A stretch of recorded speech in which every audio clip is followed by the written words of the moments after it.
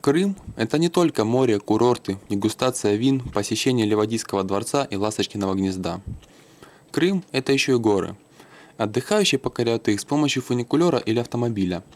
Туристы же предпочитают передвигаться по крымским горам пешком.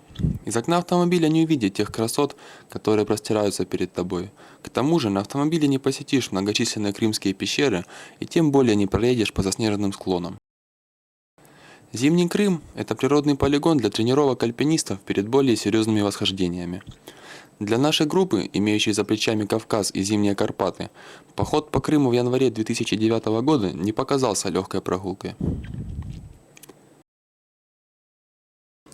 Наша команда «Бродяги» под руководством Александра Гоголя начала свой поход с Ангарского перевала. Руководитель в контрольно-спасательной службе пытался найти общий язык со спасателями, но оказалось, что они работают по принципу «спасение заблудившихся – дело рук самих заблудившихся». Группа в это время занялась приготовлением чая. Ой, красавец, да? Оставив на базе рюкзаки и взяв с собой необходимое снаряжение, мы отправились на прохождение холодного кулуара. Движемся к холодному кулуару.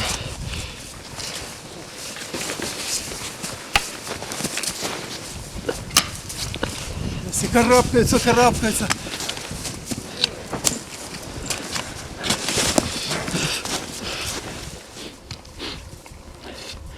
Это тебе, Саня, не спать 4-ю смену на ящике с инструментами.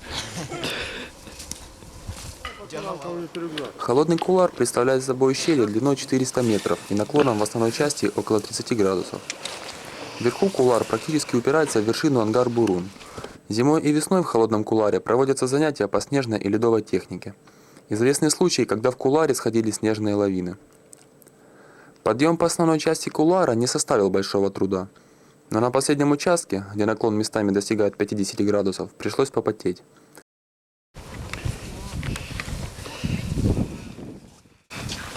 Последние метры. Преодолев холодный кулуар, наша группа вышла на Ангар-Бурун, который встретил нас сильнейшей снежной бурей. Здесь, на вершине Ангар-Бурун, мы впервые попытались найти геокешевский тайник, но завалы снега и ураганный ветер, увы, нам помешали. Победив чувство эйфории от первого восхождения в новом 2009 году, мы отправились назад на Ангарский перевал. На турбазе мы за приемлемую цену сняли жилье и отметили успешное начало похода и сезона 2009 года. Знаете, у нас как бы сегодня двойной праздник. Первое, это у нас, как у туристов, сегодня начался Новый год. То есть мы открыли сезон, с открытием сезона, и я думаю, у нас есть человек, который первый раз пошел в горы, с посвящением этого человека. Давайте, с праздником. С Новым годом. Жилье оказалось сносным. Целую ночь нам принадлежал этаж отапливаемого дома. У каждого была своя отдельная кровать, и в доме был свет. По туристским меркам апартаменты тянули на 5 звезд, а вот по общемировым на ползвезды. Условия были настолько комфортными, что Святу стало не хватать экстрима.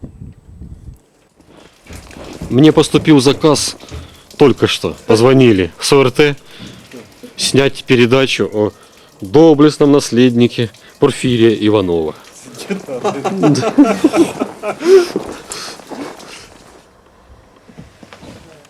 С утра нам предстоял переход с Ангарского перевала на пещеру Ман.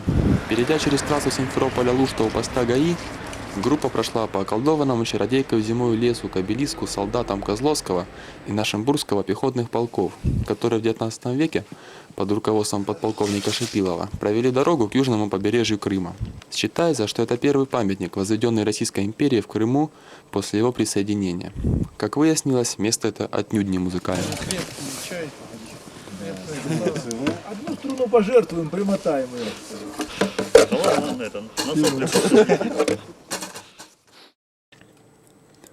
После посещения обелиска строителям нас ждал переход по лесу, мимо горы Пахкал-Кая высотой 1141 метр, через поляну Ман непосредственно к пещере Ман. В пещере у нас по плану была дневка.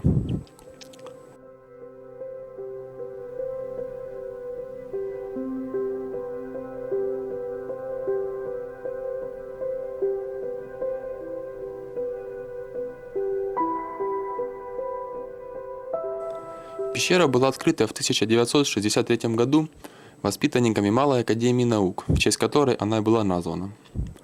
Руководил ребятами известный крымский исследователь Олег Домбровский. Вход в пещеру находится на крутом склоне, поросшем кустарниками и деревьями. Поэтому открыли ее только полвека назад. В пещере была обнаружена керамика кизилкабинской археологической культуры, наскальные рисунки, останки пещерных медведей. Останки медведей говорят о том, что в древности в пещеру был и горизонтальный вход, который сейчас завален. Наскальные рисунки до наших дней не сохранились стараниями горе-спелеологов. Но вот медведи во время нашей ночевки в пещере точно были. Из палатки, в которой ночевали Свят, Сергей и мурованные, доносился звериный рев. Но это было ночью, а по приходу в пещеру, даже не успев обустроиться, мы приступили к закладке своего первого тайника. Кышин, Рассказывай. это великое дело. Чем больше ложишь, тем больше находит. Мы подготовили 2 тайничка. Один собираемся оставить в гроте пещеры Ман, другой в пещере. Надеемся, найдутся последователи. Тайник в гроте мы решили создать для тех людей, у которых нет возможности спуститься в саму пещеру. Пока мы совместными усилиями его прятали, а дежурные готовили ужин, Александр Гоголь и Игорь Хисов совершили первый спуск в пещеру за водой. Там, внизу, есть небольшой резервуар с водой, которая просачивается сквозь горные породы. Вот с этой воды, из растопленного снега, нам и предстояло готовить ужин.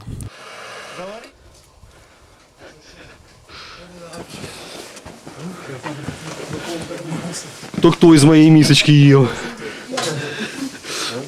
Поменяли 3-4 день. В целях экономии топлива была организована доставка дров прямо в лагерь.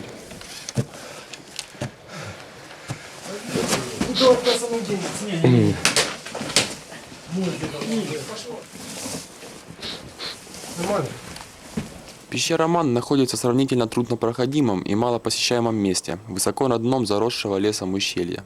Сверху, со стороны летних горных пастбищ, пещера прикрыта нагромождениями валунов, скальными обрывами, хотя как раз сверху подход к ней и легче. С пещеры в ясную погоду хорошо просматривается долина, ночью светится огнями пригород Симферополя. Именно труднодоступность и сослужила сохранности пещеры хорошую службу. В качестве жилища она вряд ли могла служить, для этого существовал ряд объективных причин. Трудный подход, отсутствие воды, ручей далеко внизу. А вот как временное пристанище древний человек вполне мог ее использовать. О, теперь кушайте. На следующий день в пещере побывали и другие участники группы. Это наш оператор. Подземный мир завораживает. Часами можно наблюдать пещерные образования, спящих летучих мышей, капли воды, которые столетиями и образуют всю красоту пещер. В нижней галерее мы заложили свой второй тайник. Чтобы попасть в нижнюю галерею, необходимо спускаться по 30-метровому отвесному колодцу. Спуск у всех прошел без проблем, а вот на подъеме у Юрия Степановича случилась нештатная ситуация. Потихонечку тянем. У нас идет спасательная операция. Спасаем моего отца, застрявшего в пещере. Он не взял с собой камеру. Простите за яркий свет, но ничего не могу предложить другого. Стоп! Ай, красавец! Появился. Мы его вытянули, только его кинуть туда. Нагружай! Бля, какого мы карася выловили. Сметане, да? Всего. На тебе, папу, на землю.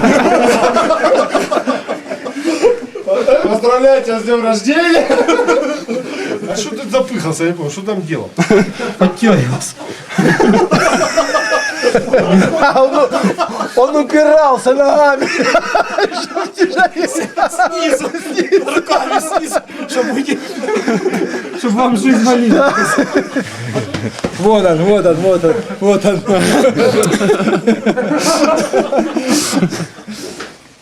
Как потом признался Юрий Степанович, вся эта история с его подъемом из пещеры была заранее продуманной частью всего эксперимента.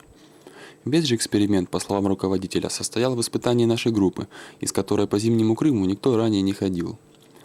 А мы продолжали экспериментировать. С утра следующего дня, после дневки в пещере Ман, мы вышли на плато Демирджи, а именно к подножию вершины Северной Демирджи высотой 1356 метров. Демирджи в переводе с крымско-татарского означает «кузнец». Название связано с одной из многочисленных местных легенд. Горы непредсказуемы в любое время года, а горный зимний поход непредсказуем вдвойне. Выйдя на открытое место, попадаешь под сбивающий с ног по-настоящему северный ветер. Все это происходит под ослепляющим глаза солнцем, и тут понимаешь, как хорошо, что есть солнцезащитные очки.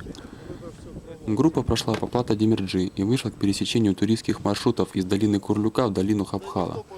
Именно здесь большая часть группы была летом 2007 года, совершая радиальный выход на водопад Джурджур.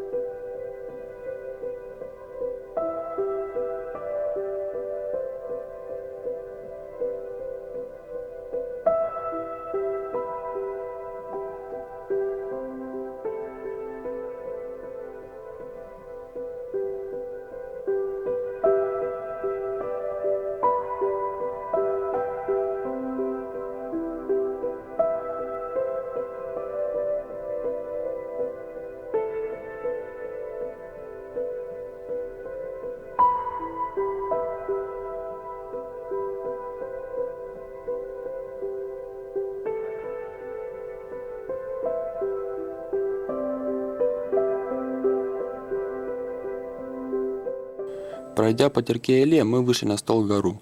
Такое название вершина получила благодаря своей форме, которая впрямь похожа на стол.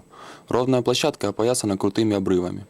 Со стол-горы открывается прекрасная панорама. Видны Долгоруковская, Ортасырт и Карабия-Эла. Просматривается побережье Черного моря. Долго можно созерцать окружающие пейзажи, но нам надо было идти.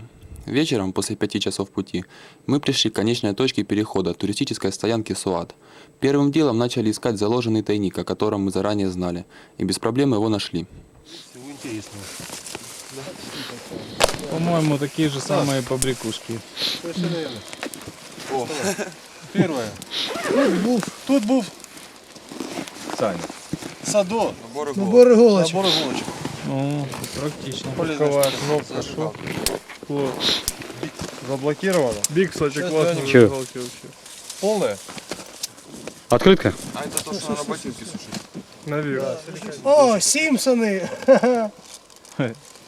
Клево. Мардж! А блокнотик есть? А, это блокнотик. Обнаружили тайничок, который был заложен каким-то техасским рейнджером. Прикольный тайник. Взяли такие 2 штучки. Положили вот такие 2 штучки. Записали в книжечку, что мы тут были. Туристическая стоянка Суат расположена возле источника с одноименным названием. На картах в этом месте обозначено водохранилище, представляющее собой железную бочку, в которой и хранится столь дефицитная, особенно в летнее время, в Крымских горах вода. Следующий день ознаменовался посещением водопада Джурджур. Основная часть группы отправилась непосредственно к водопаду, а Игорь Титов, Александр Николаев и Юрий Мурованный пошли в село Генеральское пополнять запасы провизии. Генеральская встретила их по-весеннему.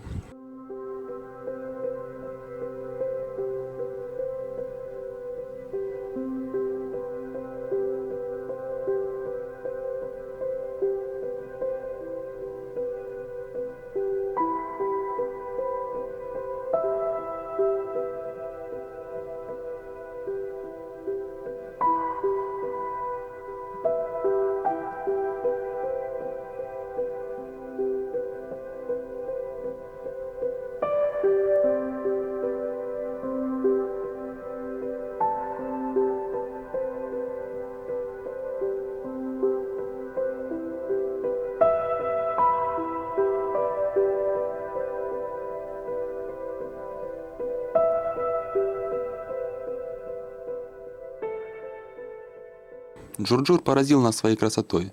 Поразил необычайным сочетанием красоты, холода и в то же время движения. Это самый полноводный водопад Крыма, который не пересыхает даже в самые засушливые летние дни. Средний расход воды в водопаде составляет около 230 литров в секунду. Высота водопада Джурджур 15 метров. Его питают воды реки Восточный Улузень, которая по 3 каскадам спадает вниз. Нижние каскады образуют водопад.